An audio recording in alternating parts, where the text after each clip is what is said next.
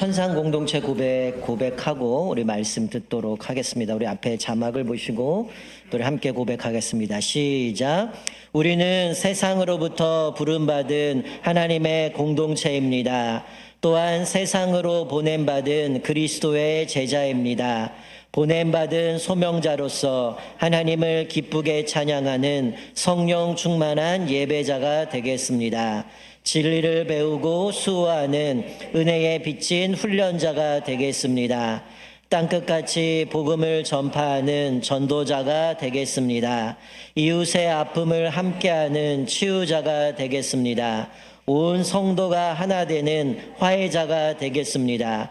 사회적 책임을 다하는 소명자가 되겠습니다.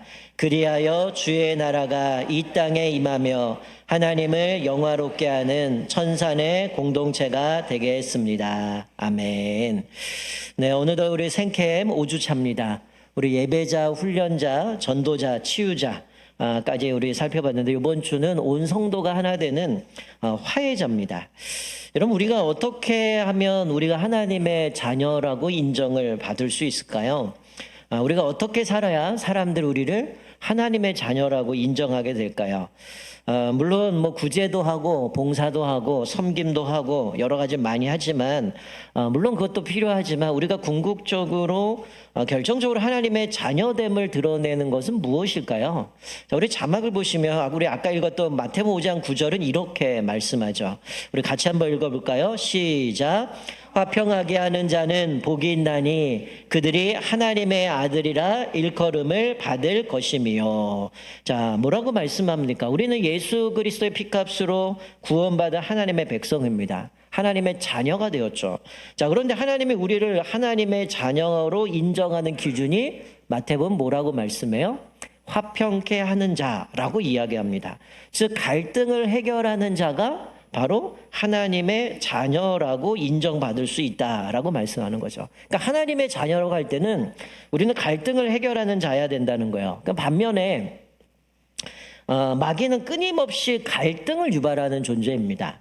우리로 하여금 어떻게 하면 관계를 끊어버릴까? 사실 창세기에 천지창조 이후에 에덴 동산의 이야기가 나오게 되는데 이 사단은 끊임없이 유혹을 하죠. 그리고 뱀이 이제는 아담과 하와를 선악과를 따먹게 만들고 나서 하나님과 사람 사이를 갈라놔요. 그리고 아담과 하와 사이를 갈라놓습니다. 그리고 에덴을 쫓겨나고 가인과 아벨의 관계를 갈라놓게 되고요. 나중에 신약 성경을 보면 우리 잘 아는 고린도 교회는 어떻습니까? 분열을 만듭니다. 갈등을 만들고 상처를 받게 만들고 결국은 고통을 주며 싸우게 만들어서 공동체로 하여금 갈등을 유발하게 만들어서 무너뜨리는 거죠. 이게 마귀의 전문 분야라는 거예요. 그러니까 우리가 사실은 이런 갈등을 유발하고 있다. 속된 말로 얘기하면 마귀에게 노란하고 있는 겁니다. 그는 마귀가 우리를 그렇게 유혹하고 있다라는 거죠. 여러분, 갈등이 어디서 시작이 될까요? 자, 우리가 오늘 다 읽진 않았지만 여호수아 22장의 긴 내용은 좀 간략하게 말씀드리면 이스라엘이 40년 동안 광야에서 훈련을 받습니다. 40년 동안 광야 생활을 하고 나서 이제 요단강을 건너서 가나안 땅을 정복하는 그쯤에 기록된 그 무렵의 내용인데요. 여러분, 요단강을 기준으로 우리가 뭐 지도를 보신 분 아시겠지만 오른쪽을 동편이라고 얘기하고 왼쪽을 서편이라고 이야기합니다. 우리가 흔히 가나안 땅이라고 이야기할 때는 뭐 우리가 최근에 뭐 이스라엘 가자 지구 전쟁이 일어났지만 바로 그 지역 서쪽이 가나안 땅이라고 이야기를 하는 거죠. 자, 그런데 이 가나안 정복을 하려고 건너기 전에 동편 땅을 봤을 때 비옥하고 땅이 좋아 보이는 겁니다. 그러다 보니까 이 12지파 중에 르벤, 갓, 므낫세 반 지파가 이 동쪽을 자기들에게 유업으로 달라는 거예요. 모세가 봤을 때는 굳이 뭐 그거를 막을 이유가 없기 때문에 그것을 허락을 해줍니다. 근데 조건이 붙어요. 왜냐면 아직 서쪽을 점령하고 전쟁을 치러야 되기 때문에 조건이 있는데 너의 처자식과 노인들은 이 동쪽 편에 남아있지만 전쟁에 나가야 될 사람들은 서쪽의 전쟁을 다 치르고 나서 나머지 지파가 땅을 유업을 받으면 너희들은 다시 동쪽으로 돌아가라는 거예요. 그때 이들이 동의를 하게 되어줍니다. 그래서 이제 12지파가 힘을 합쳐서 이 가나안 땅이라고 얘기하는 요단강 서편에 있는 지역들을 전쟁을 하게 되고 이제 각 지파가 유업을 받게 되어줍니다. 자, 그러니 이제 전쟁이 끝나니까 동쪽에 유업을 받은 동쪽의 두 지파 반이 이제 자기 땅으로 돌아가야 되는데 돌아가다가 요단강을 건너는 쯤에 이들이 번뜩 드는 생각이 혹시 우리가 이 가나안 전쟁에서 우리의 역할이 뭐지? 나중에 후대들이 너희들은 뭘 했느냐라고 물어본다면 우리가 뭐라고 대답해야 되지? 혹시 우리가 동쪽에 있으니까 서쪽에 있는 사람들이 너희들 우리와 상관없다. 너희들은 전쟁하지 않았고 그러니 너희들은 우리와 함께 거하지 않기 때문에 우리를 이방인 취급하면 어떡하지? 이런 생각이 든 겁니다. 사실 이들에게서는 이방인 취급받는다라는 거는 아주 끔찍하게 힘든 일을 너무나 잘 알기 때문에 그게 너무 싫은 거예요. 그래서 고민하다가 여호수아가 가나안 땅 들어갈 때 처음에 제사장들이 언약궤를 메고 요단강에 들어갈 때 물이 갈라지면서 건넜을 때 그것을 기념하여 기념비를 세웠거든요. 그게 벌떡 떠오르면서 이들이 생각한 그래 우리가 여기다 기념비를 세워서 우리는 이스라엘 백성들과 상관없는 민족도 아니고 우리는 그들과 함께 전쟁을 치른 사람이기 때문에 함께 언약 공동체라는 것을 기념하기 위해서 기념비를 세웠는데 엄청나게 잘 진 겁니다. 자, 그런데 서쪽 지파에 있던 사람들이 소문을 듣기 시작해요. 이들이 동쪽으로 돌아가다가 요단강에다가 큰 제단을 쌓았다는 거예요. 이들이 생각했을 때 큰 제단이라면 이놈 봐라. 우상 숭배하려고 여기다 성막을 진 거 아닌가 생각한 겁니다. 왜냐하면 이스라엘 백성들은 실로에만 성막을 짓고 거기서 제사를 드리고 1년에 한 번씩 나가서 제사를 드리는데 요단강에다가 제단을 쌓았다? 그러면 이들이 분명 우상 숭배하는 것이기 때문에 하나님 앞에 우린 벌 받을 거야. 그러니 저 인간들을 다 죽여야 돼. 이런 결론을 맺게 되어진 거죠. 그래서 이들이 어떻게 할까 하다가 자기들이 전쟁을 치르기 위해서 천부장들을 모집을 하고 세워가는 겁니다. 여러분 왜 이들이 이렇게 예민하게 반응을 할까요? 여러분 우리가 다 읽진 않았는데 10절부터 보면 두 가지 사건을 예로 들어요. 왜 이렇게 이들이 반응했냐면 여러분 이스라엘 백성들이 처음 가나안 땅 들어가서 첫 번째 전쟁이 여리고 전쟁입니다. 하나님께서 이것은 여호와의 전쟁이니 너희들이 전리품을 하나도 취하지 말아라. 그래서 하나님 앞에 전쟁을 다 치르고 나오는 전리품을 하나님께 드리라고 했는데 그때 누가 훔치죠? 아간이라는 사람이 자기의 필요에 의해서 온 몇 벌 돈을 훔칩니다. 그런데 하나님이 그것을 아시고 전쟁 두 번째 아이성 전투 인원도 적었고 작은 성이 당연히 이길 줄 안다 패하게 됩니다.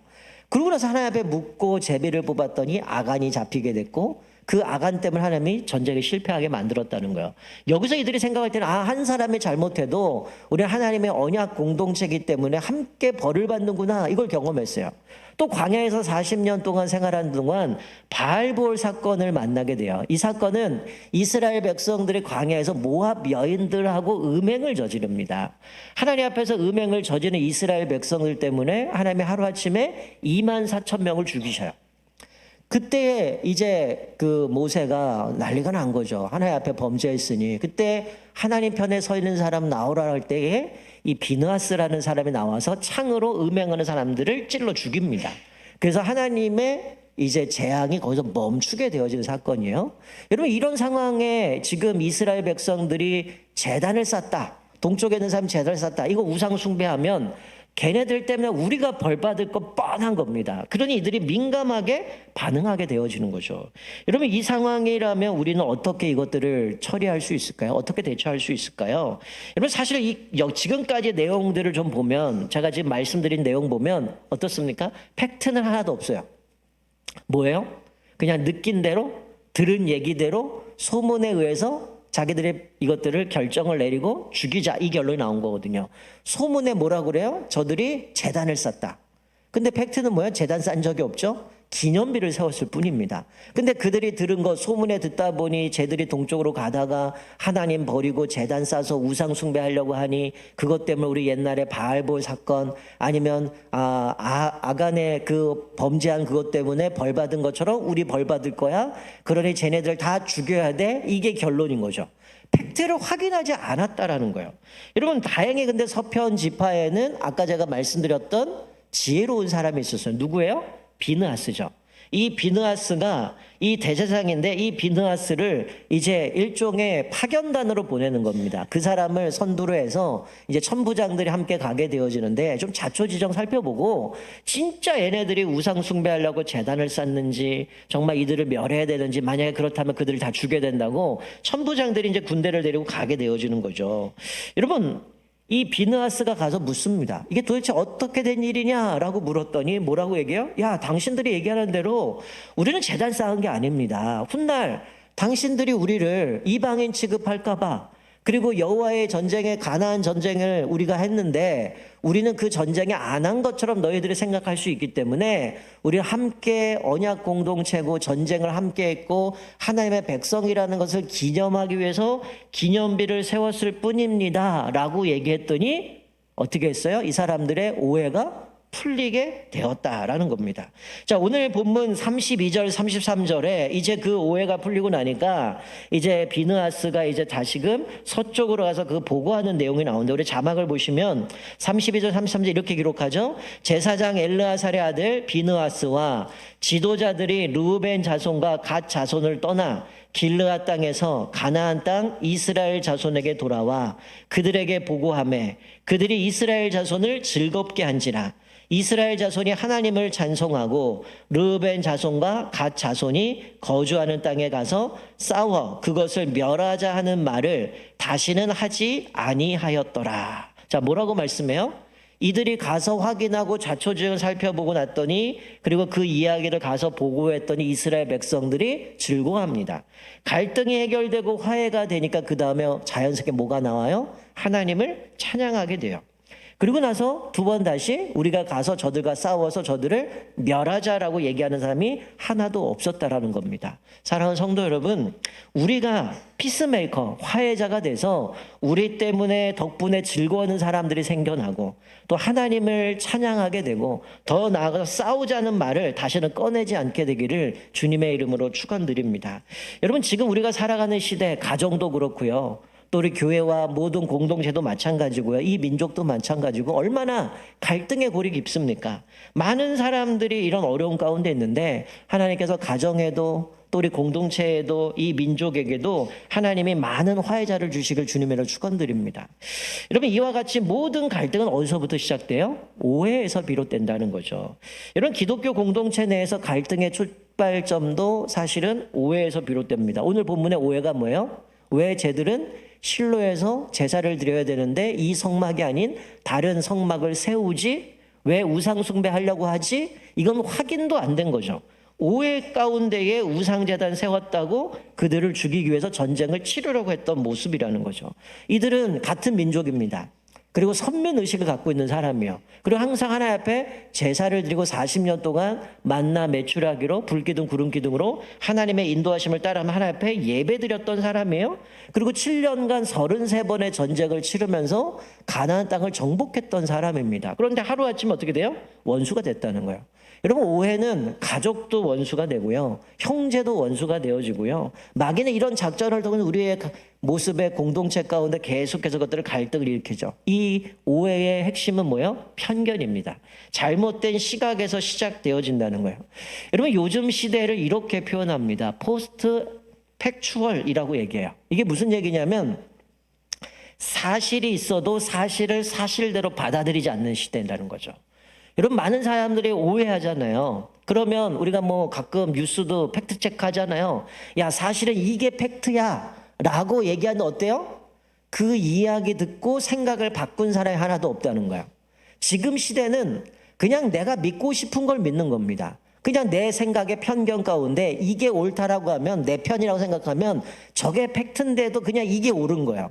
마치 그런 시대, 사실을 이해하게도 사실을 받아들이지 않는 거예요. 그래서 교육학자 프레드릭 마이어는 21세기 인류의 재앙이 뭐냐? 편견이라고 얘기했습니다. 이 편견이 사람들의 관계를 다 끊어버리고 공동체를 무너뜨린다는 거죠. 여러분, 마이클 웰스라는 분이 이런 이야기를 했는데요. 참 깊은 생각을 하게 되어집니다. 이 갈등과 분노, 이것들을 잘못 조절하면 어떤 일이 벌어지는가? 이분은 운동과 관련해서 이야기는 이렇게 얘기합니다. 갈등과 분노를 잘못 다루면 테니스 공과 같아진다. 양쪽 경기자가 그 공을 계속 받아치기 시작하면 공의 속도가 갑자기 증가하고 마침내 한쪽이 패해야만 끝이 난다. 이런 무슨 얘기예요? 갈등과 분노를 잘못 다루면 결국은 이 공의 속도가 갑자기 붙어가지고 결국은 하나가 패해야 지는 것처럼 결국 하나 죽어야 된다는 거예요. 결국 하나가 죽으면 이긴 사람이 이겼느냐? 기분이 좋지가 않죠. 왜요? 내가 이긴 게 아니라 마귀가 이긴 거거든요. 결국 분열하게 만들고 갈등을 만들게 되고 서로 주거니 받거니 치다 보면 속도가 붙어 결국 하나 죽어야 끝나는데 결국 끝나면 내가 이긴 게 아니라 마귀가 승리하게 되었다라는 거죠. 여러분, 그러면 우리가 갈등을 어떻게 해결해야 될까요? 여러분, 성경은 보면 첫 번째로 우리가 갈등을 어떻게 해야 되느냐? 심판은 하나님께 맡겨야 된다는 거예요. 여러분, 이 이야기 우리 모르지 않습니다. 너무나 잘 알아요. 근데 안 맡깁니다.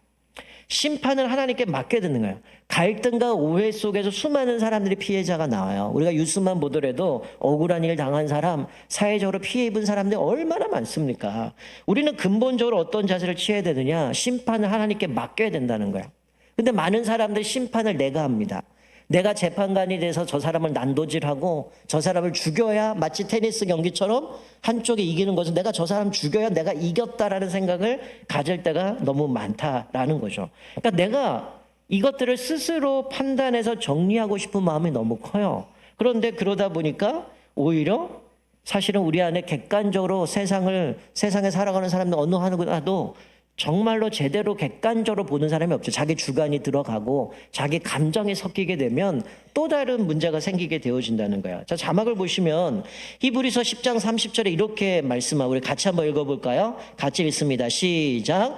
원수 갚는 것이 내게 있으니 내가 갚으리라 하시고 또 다시 주께서 그의 백성을 심판하시리라 말씀하신 것을 우리가 아노니.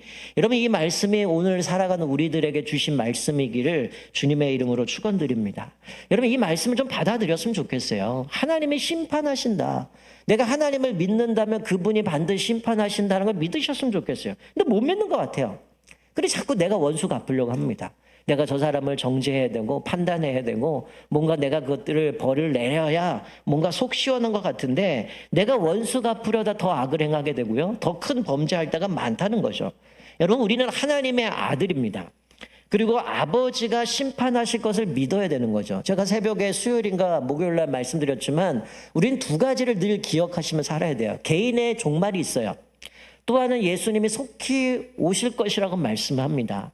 여러분, 내가 언젠가는 주님이 부르시면 이 땅을 떠나야 되고요. 또 예수님이 속히 오신다라고 했는데 우리가 이 재림을 믿는다면 또 우리 개인의 종말을 믿는다면 우리는 화해할 수밖에 없다는 거죠.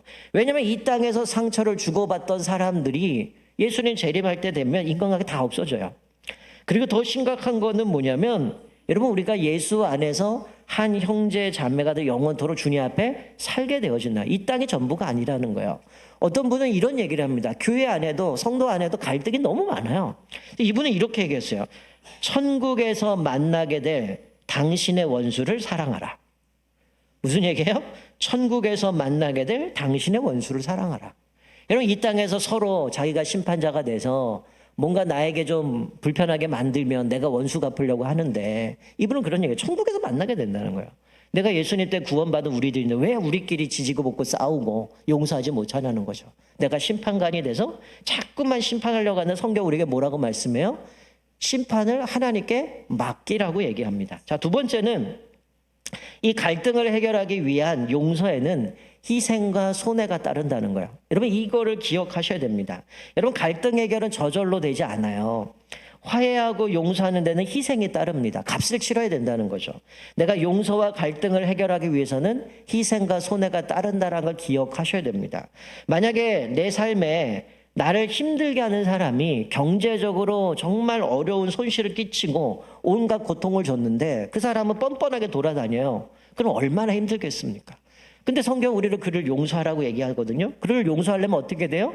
마치 1만 달란트를 탕감해 주는 것 같은 그런 용서함에 있어서 손실을 감수해야 된다는 거예요. 감정적이고 심리적인 부분에서도 우리는 많은 희생과 또 손해를 감수해야 된다는 겁니다. 여러분, 우리는 사실은 하나님과 원수지간이었습니다. 성경 우리에게 그렇게 말씀하거든요. 하나님과 우리는 원수 되었다고 얘기를 해요. 그런데 영원히 우리는 죽을 수밖에 없는 죄. 죄값은 사망이거든요. 죽을 수밖에 없는데 사도 바울은 이렇게 보면 이미 죽었던 우리를 예수 그리스도의 십자가의 그 보혈로 우리를 살리셨다. 우리를 화해시키셨고 구원해 주셨다고 말씀해 주고 있습니다. 여러분, 이 예수님의 은혜 아니면 우리가 살아갈 수 없는 거죠. 여러분, 진짜 복음의 은혜를 모르면 우리는 용서할 수 없습니다. 근데 진짜 은혜의 복음을 알면 어떨까요? 용서할 수밖에 없어요. 여러분, 내가 예수님께 내 잘못한 것을 싹싹 빌어가지고 완벽하게 회개를 했기 때문에 하나님이 십자가에 지시고 나를 구원하셨습니까? 아니거든요. 우리가 뭔가를 했기 때문에 구원한 게 아니잖아요. 하나님이 그냥 사랑하셨기 때문에 우리를 받아주신 거거든요. 이게 하나님의 은혜잖아요. 그 은혜를 안다면 내가 용서하지 못할 사람이 없는 거죠. 진짜 복음을 모르면 용서할 수 없습니다. 내가 적당히 예수를 믿는 사람들은 용서할 수 없습니다. 하나님의 아들이라 일컬음 받는 거에 관심 없으면 용서할 수 없습니다. 내가 그냥 자기 식대로 사는 것이 편하기 때문에 그렇게 살겠다면 용서할 수 없습니다. 그러나 하나님의 은혜를 분명히 깨달으면 저 사람이 나에게 너무 힘들게 하지만 하나님이 우리를 용서하신 것처럼 그들을 용서할 수밖에 없다는 거예요. 여러분, 오늘 말씀을 보면서 또 여러분들에게 주보에다 실천 사항을 드렸는데 또 여러분들에게 도전을 드리고 싶어요. 여러분, 예배 끝나고 집에 가실 때에 마음속에 나에게 갈등 있는 사람이 떠오른다면 그들을 찾아가시고 전화하시고 문자를 보내시고 함께 다시 한번 용서해 주셨으면 좋겠어요. 여러분, 이거 늘 들었던 얘기입니다. 근데 못합니다. 여러분, 분명하게 말씀드리는 거는 이 갈등과 용서, 화해를 하기 위해서는 손해가 나고 희생해야 된다는 거예요. 손해나고 희생하기 싫으면 절대 용서 못한다는 거예요. 여러분, 깨어진 관계를 방치하면 어떻게 될까요? 우리 안에 방어기제가 생겨요. 무슨 얘기냐면 내가 사람과의 관계 속에서 이 사람과 관계가 회복되지 못하고 그냥 방치해두면 어떻게 할까요? 굳어집니다. 그러면 그 다음부터는 사람을 제대로 사귈 수가 없어요. 무슨 얘기냐면 내가 누구한테 상처받아서, 쉽게 얘기하면 내가 어떤 연인이 둘이 사귀다가 상처 입고 헤어져요. 그럼 대번 하는 얘기가 뭐야? 내가 두 번 다시 여자를 사귀나 봐라. 내가 두 번 다시 남자 사귀나 봐라. 이게 뭡니까? 그거 상처거든요. 근데 이게 어떤 문제가 생겨요? 사랑과의 관계가 다 깨져버립니다. 사랑하고 싶은데 상처받을까 봐 사랑을 못해요. 깊이 들어가고 싶은데 자기 마음을 오픈하지 못합니다. 또다시 상처받을까 봐. 여러분, 이렇게 되면 어떻게 표면적인 관계를 맺게 되는 거죠. 이게 진정한 공동체 안에 교제로 나아갈 수 없다라는 거예요. 여러분, 기독교의 용서와 세상의 용서의 차이가 뭔지 아세요? 세상의 용서는 뭡니까? 가해자가 찾아가서 미안하다, 내가 잘못했다, 사과하면 용서합니다. 기독교 용서는 뭐예요? 하나님 앞에 은혜 입은 자가, 은혜를 받은 자가 먼저 가서 용서하는 겁니다. 가해자가 나에게 찾아와서 용서했기 때문에 내가 용서하는 게 아니라 기독교에서 은혜를 깨달은 사람이 먼저 가서 용서하는 겁니다. 그 사람이 어떻게 반응하든 상관없는 거죠. 여러분, 공동체가 해야 할 일도 마찬가지죠. 여러분, 우리가 예수님 앞에서 믿음으로 살아간다고 할 때 교회 안에도 갈등이 있을 수 있어요. 근데 공동체가 해야 될 일이 뭐냐? 우리가 가정도 마찬가지고 직장도 마찬가지고 교회 공동체도 마찬가지지만 어떤 분이 그런 얘기를 하더라고요. 흔들리지 않고 피는 꽃이 없듯이 갈등이 없는 공동체는 없다. 문제는 뭐예요? 그것을 바라보는 시선과 태도라는 거죠. 여러분, 우리가 대부분의 사람들이 공동체에서 어려움이 생길 때 많은 사람들이 하는 태도가 뭔지 아세요? 회피와 도피입니다. 좀 더 과격한 사람은 그냥 들이받고 싸웁니다. 이게 공동체에 어려움이 생길 때 나온 게 도피하거나 회피하거나 싸우는 일이에요. 근데 성경 우리에게 뭐라고 말씀합니까? 겸손하고 온유함으로 대하라고 말씀합니다. 죽게 하듯 하라고 말씀합니다. 여러분, 이것이 우리가 갈등 해결, 우리가 하나님 앞에서 이 화목해 하는 자, 이게 되기 위해서는 우리가 희생하고 손해가 나야 된다라는 겁니다. 특별히 여러분들이 오늘부터 좀 나와 생각이 다른 사람들을 위해서, 우리 아까 전에 기도 제목 띄웠지만 좀 진심으로 축복하고 그들을 위해서 기도해 주셨으면 좋겠어요. 어떻게 저 사람이 나한테 그렇게 했는데 저 사람을 위해서 기도할 수 있느냐? 여러분, 예수님이 왜 우리를 사랑하셨습니까? 여러분들이 예수님께 사과했어요? 여러분, 예수님 앞에 내 죄값에 대해서 뭔가 값을 지불했습니까? 근데 예수님이 은혜를 우리에게 주셨잖아요. 그와 마찬가지로 내가 하나님의 은혜를 받았다면 내가 먼저 손을 내밀고 용서해야 되는 거예요. 그러면 어떻게 될까? 내가 심판하지 않기 위해서는 그들을 위해서 축복하고 기도해야 된다는 거죠. 그리고 하나님, 나에게 평강이 임하게 하여 주옵소서. 그리고 하나님 앞에 맡기는 겁니다. 결과는 하나님 앞에 맡기는 거예요. 내가 이렇게 했는데 내가 용서를 먼저 손 내면 저 사람이 안 받아주면 어떡할까? 그건 냅두세요. 여러분, 예수님이 70인들 전도대 파송하고 너희들이 그에게 복을 빌라고 했는데 그들이 안 받아줘 무시했어요. 우리에게 저주 퍼붓어요. 그럼 어떤다고 그래요? 우리가 빈 복이 내게 돌아온다고 얘기하잖아요. 하나님께서 원수 갚아주실 거기 때문에 나는 내가 기꺼이 은혜를 입었으니 나는 그에게 먼저 손을 내밀고 용서한다라는 겁니다. 특별히 민족을 위해서도 기도했으면 좋겠어요. 단지 내가 그냥 용서하고 내가 용서받고 이거 끝나는 것이 아니라 우리 이번 주 주제가 온 성도가 하나 되는 화해자인데 이거는 우리끼리 화해자가 돼서 우리끼리 하나 되라가 얘기 아닙니다. 우리가 지난주에 치유자도 마찬가지로 내가 먼저 치유받았으니 상처 입은 치유자로서 세상의 아픔들을 공감해주고 치유자가 돼야 된다고 말씀드린 것처럼 우리가 뭐예요? 이 민족을 불쌍히 여기고 이 사회를 불쌍히 여기고 우리 그리스도인들이 이 삶 가운데의 모든 상처와 갈등을 회복하는 일에 쓰임받는 화목해 되는 공동체가 돼야 된다는 거예요. 여러분, 천산중앙교회가 그런 공동체 되기를 주님의 축원드립니다. 이 지역의 아픔, 사람들의 아픔, 갈등과 고통 속에 있는 그들을 우리가 품어주고 또 그들을 위해서 화목해 할 수 있는 그 믿음의 삶을 살았으면 좋겠어요. 특별히 이제 이틀 후면 6.25죠. 우리가 끊임없이 지금도 우리나라 사람들만 모르고 있는 전쟁 중에 있는 나라잖아요. 끊임없이 남과 북은 갈등 상황에 있고 또 정치권을 보면 양장 진영 가운데 서로 갈등하고 있고요. 의료계도 지금 그러고 있고요. 종교계도 마찬가지고요. 사회 어느 것 하나 온전하게 없습니다. 모두가 갈등 가운데 어려움이 있는데 우리 그리스도인들이 하나님의 은혜를 입었다면 우리가 먼저 손을 내밀고 우리가 먼저 용서를 구하고 먼저 우리가 용서받은 우리들이 화목해하는 자가 되어질 때 우리들의 모습을 통해서 하나님의 아들이라 일컬음을 받게 되어질 것을 말씀해 주고 있습니다. 우리 한 주간 동안 이 실천 사항들을 생각하면서 나와 갈등 있는 사람들을 위해서 먼저 내가 만나시고 또 전화도 하시고 또 문자를 보내시든가 또 함께 그들을 위해서 축복하고 기도하시는 중보 기도자가 되셔서 정말 우리 한 주간 동안 우리 온 성도들이 하나 되어져서 또 함께 화목해하는 자들 되게 하시고 또 이 지역 또 이 나라와 민족을 향해서도 우리 공동체가 그 모든 상처와 갈등을 치유할 수 있는 믿음의 공동체 되기를 주님의 이름으로 축원드립니다. 아멘. 우리 기대